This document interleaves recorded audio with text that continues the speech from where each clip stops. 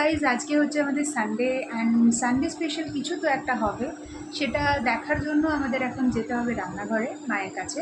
And দেখবো যে মা কী রান্না করছে আজকে সানডে স্পেশাল। তো চলো সাথে থাকো অ্যান্ড চলো আমরা দেখে নিই মা কী রান্না করছে।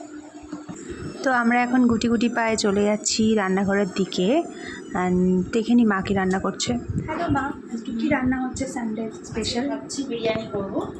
আচ্ছা, তো দাদা বৌদি স্টাইলে একটু বিরিয়ানিটা আজকে করো, তাহলে আমরা বেশ এনজয় করতে পারবো। আর তুমি বেশ ওটা ভালোই বানাও। আচ্ছা, ঠিক আছে। তো এটা হচ্ছে আমাদের সানডে স্পেশাল ব্রেকফাস্ট, যেটা আমরা মানে দুপুরে বিরিয়ানি খাওয়া হবে, তো তাই সকালে একটু লাইট খাবার খাচ্ছি। দেন কারণ হচ্ছে এখানে মানে আমরা খুবই হেভি একটা রান্না খেতে চলেছি, সেটা হচ্ছে দাদা বৌদি স্পেশাল বিরিয়ানি। অ্যান্ড এটা হচ্ছে মুসলি দই দিয়ে খাবো জেনারেলি, যেটা মানে সবাই হেলদি একটা ব্রেকফাস্ট বলে আমরা দাবি করে থাকি, বাট স্টিল আমরা রোজ এটা খেতে পারি না। লুচি তরকারি বা আদার্স এগুলো জাঙ্ক ফুড আমাদের খাওয়া হয়েই যায়। তো চলো আমরা আবার ব্যাক করে গেছি বিরিয়ানিতে। বিরিয়ানির মশলা যেটা, এইটা আমি একটু ডেসক্রিপশন বক্সে দিয়ে দেবো, তোমরা একটু কাইন্ডলি চেক করে নিও। কারণ এতগুলো মশলার নাম আমি ঠিক বলতে পারবো না, আমি মানে সুন্দর করে ডেসক্রিপশন বক্সে লিখে দেবো, যেটা তোমাদের চেক আউট করতে সুবিধা হবে। তো এই দেখো মশলার এখানে গুঁড়োটা রেডি হয়ে গেছে, যেটা মেন হচ্ছে বিরিয়ানির মশলা, যেটা হচ্ছে মেন ইনগ্রিডিয়েন্ট বলতে পারো, মানে যেটাতে আর কি স্মেলটা অ্যাকচুয়ালি আসে বিরিয়ানির। তো এটা হচ্ছে দুধের মধ্যে এখানে খোয়া ক্ষীরটাকে গ্রেট করে মা দিয়ে দিচ্ছে, কারণ হচ্ছে খোয়া ক্ষীরের এটাকে অনেকক্ষণ টাইম লাগবে ভিজতে। দুধের মধ্যে খোয়া ক্ষীরটা ভিজে না গেলে ভালো করে এটা ব্লেন্ড হবে না। অ্যান্ড এটা যদি ব্লেন্ড ভালো করে না হয় তাহলে বিরিয়ানিতে না এটা ওই মানে খোয়া ক্ষীরের যে একটা ফ্লেভার বা দুধের যে মানে ওই টেন্ডার ব্যাপারটা এটা আসবে না। তো এখানে দেখো একটা বাটির মধ্যে আমরা মিশিয়ে নিচ্ছি গোলাপ জল, কেওড়া জল, আর তার সাথে আর হচ্ছে নর্মাল জল একটুখানি আধ বাটি মতন দেখো নিয়েছিলাম, আর তার সাথে তোমার দু চামচ করে ওই রোজ ওয়াটার আর কেওড়া ওয়াটার দুটোই আমরা দিয়ে দেবো। ঠিক আছে, এইবার আমরা রেডি করছি বিরিয়ানিটার জন্য যেটা প্রিপারেশন সেটা স্টার্ট করছি।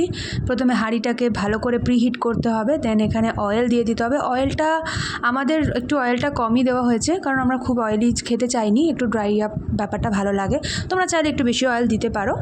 এখানে ওই 1 কাপ মতো তেল আর হাফ কাপ মতো ঘি দেওয়া হয়েছে। অ্যান্ড এখানে দেখো আলুগুলোকে ভালো করে কাঁটা চামচ দিয়ে এরকম ফুটো করে নিতে হবে, নাহলে কিন্তু আলুর ভেতরে মশলা আর যেগুলো ফ্লেভার সেগুলো ঢুকবে না। তো এখানে পেঁয়াজটা একটু বেশি করে লাগবে, কারণ ফুল কুকিংটাই হবে পেঁয়াজের ওপর ডিপেন্ড করে। তো এখানে পেঁয়াজটা অনেকটাই বেশি দেওয়া হয়েছে, যাতে পেঁয়াজের যে ফ্লেভারটা বেরোবে, মানে পেঁয়াজের যে রসটা বেরোবে, সেই পেঁয়াজের রসটা দিয়েই কিন্তু রান্নাটা পুরোটা হবে। তো পেঁয়াজটাকে ভালো করে মানে ফ্রাই করে নিতে হবে, একদম ডিপভাবে ফ্রাই করতে হবে, যাতে করে পেঁয়াজটা মানে সুন্দর করে একদম লাল করে, দেখো লাল করে ভাজা হচ্ছে পেঁয়াজটা। অ্যান্ড পেঁয়াজগুলো কাটাটা কিন্তু খুব মানে একদম বেরেস্তার মতো না হলেও অসুবিধা নেই, একটু মোটা হলে, বেরেস্তা থেকে একটু মোটা হলেও অসুবিধা নেই। তো এখানে জলটার মধ্যে আমরা আরেকটু কিছু মিশিয়ে দিচ্ছি, সেটা হচ্ছে কি আমরা দেখে নিই, জাফরান, ইয়েস কেশর মিশিয়ে দিয়েছি। তো জাফরানটা এরমভাবে কিছু করার দরকার নেই, এটাকে নর্মালি এরকম রেখে দিতে হবে, ঢেকে রেখে দিতে হবে, যাতে করে স্মেলটা না বেরিয়ে আসে। অ্যান্ড দেখো পেঁয়াজটা এখানে ভাজা অলমোস্ট হয়ে গেছে, পেঁয়াজটা একদম নরম হয়ে গেছে এবং একটু ব্রাউনিশ একটা ব্যাপার, ডিপ ব্রাউনিশ একটা ব্যাপার। এবং এরপর পেঁয়াজের মধ্যে দিয়ে দিতে হবে জলটা কতটা দিতে হবে, এখানে বিরিয়ানিটা আমরা করেছিলাম 10 জনের মতো কোয়ান্টিটি ছিল, 10 কি 11 জনের কোয়ান্টিটি ছিল। তো এই জন্য এখানে জলটার কোয়ান্টিটিটা মোটামুটি পেঁয়াজের মানে ভাঁড়িটা অনেকটা বড় ছিল, তো আমরা এখানে ওই 1 মগ মতো জল দিয়েছিলাম, 1 মগ 1.5 মগ মতো জল দিয়েছিলাম। অ্যান্ড তারপর দিয়ে দিতে হবে এখানে লঙ্কার গুঁড়োটা একটু বেশিই দিতে হবে, আমরা 3 চামচ মতো লঙ্কার গুঁড়ো এখানে ইউজ করেছি। অ্যান্ড তারপরে যেটা সেটা হচ্ছে আলুগুলো দিয়ে দিতে হবে, আলুগুলো কিন্তু বয়েল করাটা খুব দরকার। তো আলুগুলো দেখো এখানে কীরমভাবে দেওয়া হচ্ছে, কাঁচা আলুটাই কিন্তু জলের মধ্যে ডাইরেক্ট দিয়ে দেওয়া হচ্ছে। তো আলুটা ভালো করে আগে বয়েল করতে হবে, ভালো করে বয়েল মিন্স কিন্তু টোটাল বয়েল না, আলুটা কিন্তু ওই 80% মতন বয়েল হবে। এদিকে বাইরে দেখো প্রচণ্ড বৃষ্টি শুরু হয়ে গেছে, মানে ওয়েদার খুব খারাপ। তো আমি রান্না হতেই আমি ভিডিওটা নিচ্ছিলাম, বিকজ বৃষ্টির ওয়েদার অ্যান্ড বিরিয়ানি তো কম্বিনেশনটা খারাপ না। তো দেন আমরা এর মধ্যে দিয়ে দিলাম আদা আর রসুনের যে জল। তো এখানে তার মধ্যে দিয়ে দেবো এবার নুনটা স্বাদ মতন দেবে, যেরকম যে খাও, মানে আমরা তো নুনটা মোটামুটি মিডিয়াম খাই সবাই। তো এখানে মোটামুটি ওই 2 চামচ 2.5 চামচ মতো নুন দেওয়া হয়েছে। তারপরে এখানে ভালো করে মিশিয়ে নেওয়া হয়েছে। এটাকে মিশিয়ে নিয়ে তারপর এখানে দিয়ে দিতে হবে হলুদ গুঁড়ো 2 চামচ মতো। অ্যাকচুয়ালি কালারটা না যেটা আসে, এরপর এটাকে ঢেকে দিতে হবে। তো কালারটা না যেটা আসে সেটা হচ্ছে যে এটার কালারটা কিন্তু অ্যাকচুয়ালি ওই লঙ্কার গুঁড়ো বা এইসবের উপরই কালারটা আসে, কোনো এক্সট্রা কালার কিন্তু আমরা অ্যাড করছি না। তো গ্যাসের ফ্লেমটা দেখে নিলে হাই আছে। তো এখানে দেখো আমরা এখানে আলাদা করে একটা গ্যাসের মধ্যে, ওইখানে যেহেতু আমরা একটা বড় হাঁড়ি অলরেডি বসিয়ে ফেলেছি, তো এখানে আমরা আলাদা একটা গ্যাসের মধ্যে কিন্তু ভাতটার প্রিপারেশনটা করছি। তো প্রথমে আমরা জলটা গরম করতে বসিয়ে দিলাম, ওরকমই মাপের একটা বড় হাঁড়ি নিয়ে তার মধ্যে হাফ হাঁড়ি মতো জল দিয়ে সেখানে জলটা বসিয়ে দিয়েছি ফোটার জন্য। আর গ্যাসের ফ্লেমটা কিন্তু ফুল রাখবে। আর এদিকে কিন্তু প্রিপারেশন চলছে, যে মানে আমরা আলুগুলো এবার দেখে নিচ্ছি যে সেদ্ধ হয়েছে কিনা। তো দেখো আলুগুলো এবার কি করা হবে, আলুটা মোটামুটি সেদ্ধ হয়ে গেছে, মানে 80% বয়েল যেটা বললাম সেটা মোটামুটি হয়ে গেছে। তো এবার আলুগুলোকে কিন্তু তুলে নিতে হবে, ঠিক আছে। এইরকম একটা বড় ছাঁকনি টাইপের কিছু একটা নিয়ে সেখানে আলুগুলো ভালো করে তুলে নিতে হবে, একদম ছেঁকে যাতে কোনো জলের পরিপোষণটা না থাকে। আলুটা কিন্তু যেন জলটা যেন উঠে না আসে, কারণ জলটাতেই কিন্তু পুরো প্রিপারেশনটা হবে। তো ওই পেঁয়াজের জলটা বা অনিয়ন যে জুসটা বেরোবে, ওই জুসটাই কিন্তু অ্যাকচুয়ালি আসল। তো ওই জন্য জল যেন কোনোভাবে বেরিয়ে না যায়, মানে হোল থ্রু দ্য কুকিং জলটা কিন্তু থাকতে হবে। তো দেখো আলুগুলো সুন্দর করে এখানে ছেঁকে নেওয়া হচ্ছে, যাতে করে আলুর থেকে কোনো রকম কোনো জল আলুর সাথে উঠে না আসে। অ্যান্ড দেন তারপরে দেখো এখানে আলুগুলো হয়ে গেছে ছেঁকে নেওয়া। অ্যান্ড দেখো এখানে ভালো গরম ভাব বেরোচ্ছে, যাতে দেখতে খুব সুন্দর লাগছিলো। তো ওই জলেই না এবার আবার কি করব, আমরা মাটনটা দিয়ে দেবো। মাটনটা দিয়ে দেন আমরা কি করব, মাটনটাকে আমরা মিক্স করব ভালো করে। মাটনটা মিক্স করব বলতে আমরা কষানোর মতো করে মিক্স করব না, বাট যাতে করে মাটনটা পুরো জলের মধ্যে ডুবে যায় সেটাই চেষ্টা করব। এখানে আমাদের 2 কিলো মাটন আছে পুরোপুরি। অ্যান্ড 2 কিলো মাটনে আমরা মোটামুটি জল কোনো এক্সট্রা কিছু দিচ্ছি না, যেটা ছিল সেটাই থাকবে, পেঁয়াজের জলটা, ওই জলের মধ্যেই কিন্তু রান্নাটা পুরোটা চলছে, তোমরা দেখতে পাচ্ছ। যেহেতু আমরা মাটন অ্যাড করলাম, আর মাটনে কিন্তু কোনো কিছু ম্যারিনেট করার দরকার নেই, একদম মাটনটা ডাইরেক্ট দিয়ে দেবে, জল যেন না থাকে মাটনে। তো এর মধ্যে একটু নুন দেওয়া হলো। অ্যান্ড দেন তারপর এখানে একটুখানি দিয়ে দিতে হবে আতরটা কিন্তু অল্প সামান্য, মানে হচ্ছে ওই 2 থেকে 3 ফোঁটা, বেশি নয়। মানে খুব যদি উগ্র গন্ধ হয় তাহলে 2 থেকে 3 ফোঁটা দাও, আর না হলে একটু বেশি দিতে পারো। তো দেন দেখো এখানে ভাতের জলটাও প্রায় ফুটে এসেছে। তো আমরা এখানে মশলাগুলো দিয়ে দিলাম, তেজপাতা, গোলমরিচ, নুন এখানে আমরা দিয়ে দিলাম এর মধ্যে, আর হচ্ছে 2টো দারচিনি। তো দিয়ে দেওয়ার পর জলটা ভালো করে ফুটে, চালটা এখানে আমরা ঝরিয়ে রেখেছি, চালটা জল থেকে ঝরিয়ে রেখে দিয়েছি। তো এখানে আমরা চালও নিয়েছি মোটামুটি ওই 2 কেজি মতোই। তো দেখো চালটা এখানে মোটামুটি কাছাকাছি 2 কেজির কাছাকাছি, মানে ওই 1 কেজি 800 মতো চাল ছিল। তো আমরা এখানে চালটা ভালো করে জলটা ঝরিয়ে নিয়েছি। এবার আমরা চালটা এখানে অ্যাড করে দেবো ফুটন্ত জলের মধ্যে। চালটা কিন্তু সেদ্ধ হবে 60%, ঠিক আছে। চালটা কিন্তু পুরোপুরি সেদ্ধ হবে না, কারণ হচ্ছে বিরিয়ানিতে যখন আমরা দমে দেব তখন কিন্তু আবার চালটা মানে আবার আরেকটু সেদ্ধ হবে। তো তখন তার জন্য আমরা চালটা মোটামুটি 60 to 80% আমাদের চালটা কিন্তু সেদ্ধ হতে হবে। খুব বেশি সেদ্ধ হয়ে গেলে কিন্তু বিরিয়ানির টেস্ট বাজে হয়ে যাবে খেতে। তো চালটা যেন ঝুড়ো মানে একটা থাকে ভাতটা, সেটার দিকে খেয়াল রেখো। তো এখানে দেখো ভাতটা মানে এবার একটু নেড়ে চেড়ে দিতে হবে, দিয়ে দেন আমরা এটাকে ঢেকে দেবো। চালটা ভালো করে একটু নেড়ে নাও প্রথমে, দেন এটা দেখো এবার ভাতও হয়ে গেছে। ভাতটা আমরা তুলে নেব ছেঁকে। মোটামুটি দেখো ভাতটা 80% মতন হয়েছে, ঠিক আছে। 80% মতন আমরা ভাতটা করেছি, বেশি কিন্তু সেদ্ধ হয়নি।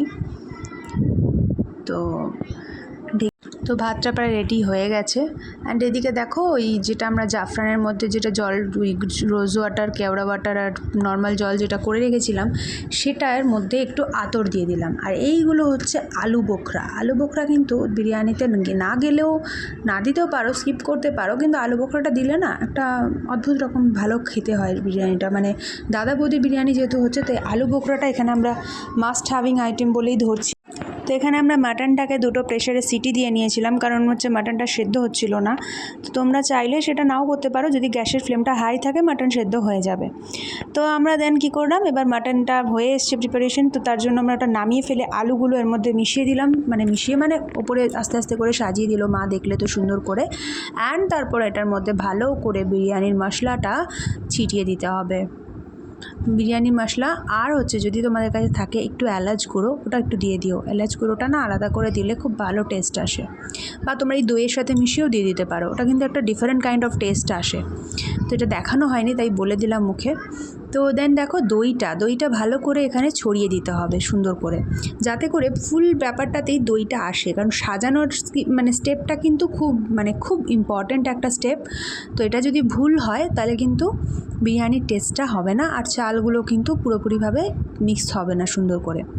হ্যাঁ, তো দেন এর মধ্যে দিয়ে দিচ্ছে আলু বোখরাগুলো যেগুলো আমি দেখিয়েছি সেগুলো এখানে দিয়ে দেওয়া হচ্ছে, পুরোপুরি ছড়িয়ে দেবে, এক জায়গায় সব কটা দিয়ে দেবে না।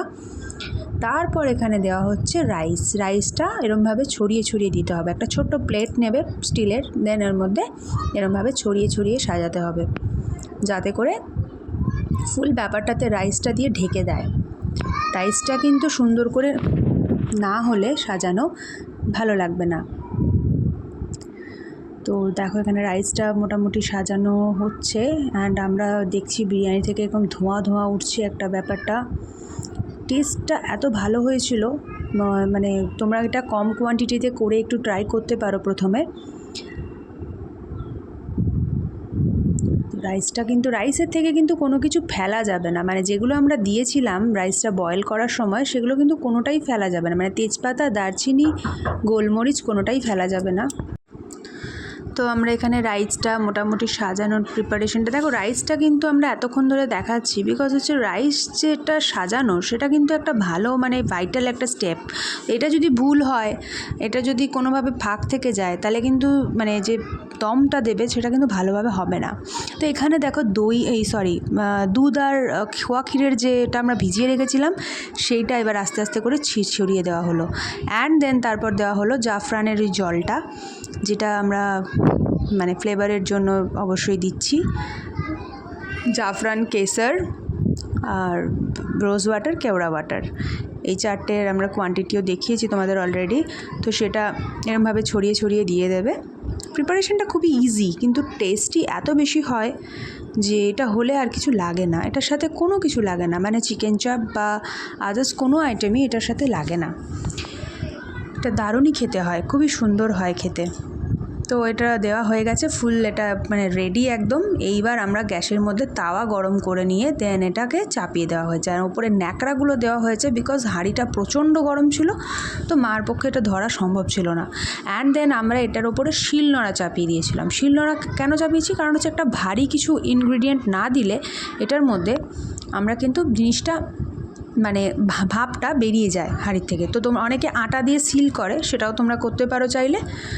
তো আমাদের মোটামুটি 20 মিনিট থেকে 25 মিনিট এটা দমে ছিল, অ্যান্ড দেন দেখো এখানে নামানো হয়ে গেছে। আমরা রেডি প্লেট নিয়ে বিরিয়ানি খাওয়ার জন্য। আর ওপরে এই যে চিকেনগুলো দেখছো, এই চিকেনগুলো অ্যাকচুয়ালি দেওয়া হয়েছিল দুজন আমাদের মধ্যে চিকেন খাবে বলে, তারা মাটন খায় না, তো তাই জন্য চিকেন দেওয়া হয়েছিল। তো এখানে দেখো সার্ভ করা হয়ে গেছে, সার্ভ করে দেখো রাইসটা কতটা টেন্ডার হয়েছে, অ্যান্ড কতটা ঝুরঝুরে একদম রাইসটা হয়েছে। পুরো ভাতটা খুব সুন্দর হয়েছিল, দারুণ, মাটন যেমন সেদ্ধ হয়েছে আলুটাও তেমন সেদ্ধ হয়েছিল, আর রাইসটাও খুব